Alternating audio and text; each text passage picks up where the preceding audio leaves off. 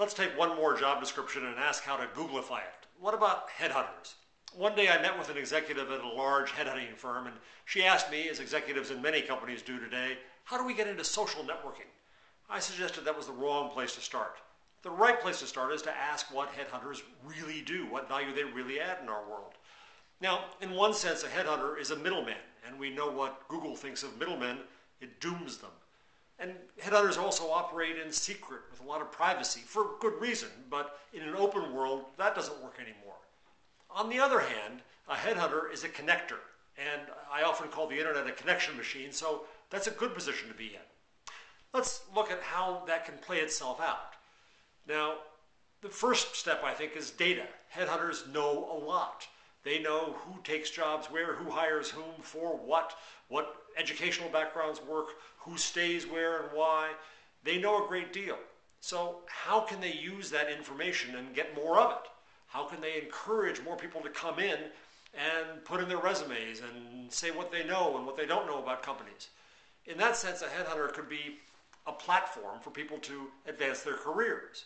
And the headhunter is then in both the connection business and the knowledge business. The more it knows about careers, the more it knows about people, the better it is. But the real value, again, is connections. So what kind of connections do we need in this world today? Well, it's not just about finding jobs and hiring people. This world has a lot more independent players. It may be making connections to find business, to work as a freelancer or a consultant, to just learn more about your industry. So why couldn't a headhunter see itself in that kind of connection business where it puts people together who ought to know each other and they'll find their own value in that? Well, if that's the case, then a headhunter might really be in the business of conferences and seminars and roundtables and other ways to bring people together. It could even be in the party business. Media Bistro throws parties in New York for the media industry.